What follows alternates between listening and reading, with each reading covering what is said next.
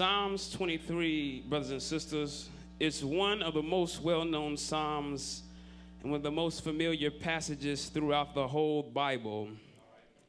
It is like most psalms because it includes some promises and it includes that God is protection, but it differentiates from most because it is a psalms of process. This psalms is about the process the shepherd takes you through to get you to a desired destination. This psalms is David's vivid metaphorical depiction of the Lord being his shepherd and leading him. And I quickly realized that David in the text is emphasizing the thought of going through a valley. Now I have to tell you that a valley is a valley is a depressed place in between two mountains. So David is being led by God, and yet he still has to go through some low and depressed areas. And I hate to tell you this today, but this morning I have to tell you, you and me are not exempt from going through valleys in our life. We think because we're saved, we think that because we are in the body of Christ that we don't have to go through anything. But come here, Job. Job said, a man born of a woman is of a few days, and those days are full of trouble. Come here, Paul. Paul said, we endure hardships as good soldiers of Jesus Christ. Come here, Jesus. Jesus said, in this world you shall have trials and tribulations. So I tell you, I don't care if you sit in this pulpit. I don't care if you preach in this pulpit. I don't care if you sing in the choir. I don't care if you come to church every week. I don't care if you are here at Bible study every Tuesday. This Christian life is not a life of all honey and no bees. This Christian life is not a life of all gain and no pain. This Christian life is not a life of being perfect, but in this life you will find yourself going through some low and going through some depressed places that will have you wondering, God, why am I going through this? And you're leading me. God, why do I have to deal with this? And I'm doing the best I can to follow you. And I came today to tell you, if God led you there, you're going in the right direction. We think that right direction is validated by material gain, but I got to tell you, every now and then, the valley becomes the evidence that we're following God in the direction that he wants to take us. And the text shows us this morning that you cannot get where the shepherd wants to take you without going through a valley. You know why? Because there are some purposeful delight in the valley. You know why? Because there are some things that can only be learned in the valley. There are some lessons. There is some stuff about God you will only learn in the valley. So I need to stop and tell you, you cannot bypass the valley. You cannot go over the valley. You cannot go around the valley.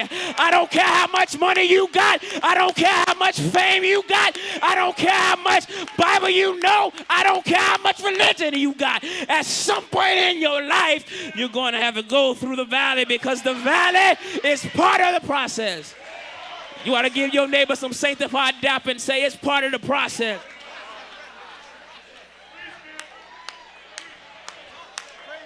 Oh, Lord. Oh, Lord. Give me 12 basketball minutes and I'm out of here, y'all. So when I look at the text this morning, there's some things that I see. The text suggests 3 things that I learned in the valley. Number 1, the text suggests that problematic predicaments are not permanent. Look at the text. David says, yea, though I walk through the valley. David says, I walk through the valley. Yes, sir. Now let me tell you, that word through in the Greek carries the idea of moving in on one side and out on the other. So in other words, what David is saying is, yes, I'm walking through a low. Yes, I'm walking through a depressed place. But if I'm walking through, I have to sooner or later come out of the valley. Yes, I'm in the valley right now, but I'm not here forever. So David is showing us that the valley is not permanent. And that's a word for somebody here today, because you're going through some low and some depressed areas in life right now, and you think it has you bound forever. You think you're going to be going through it for the rest of your life, and I tell you, keep following the shepherd and you're going through it. Yes, sir. Yes, sir.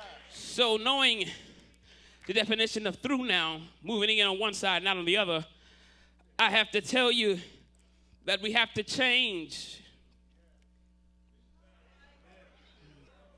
We have to change a phrase that we like to say. We like to say, brother, pray for me, I'm going through it. We like to say, sister, pray for me because I'm going through it. And I'm not saying it's nothing wrong. I'm not saying that it's something wrong with saying that, but the way we say it is as a negative connotation. And that phrase is not seen as a negative connotation, because when you figure out the definition, we are often aligning it with discouragement. But I need to tell you that when you say, pray for me, I'm going through it, you ought to be happy and you ought to be encouraging yourself, because you just made a declaration for your life that you're not going to be in what you're going through forever.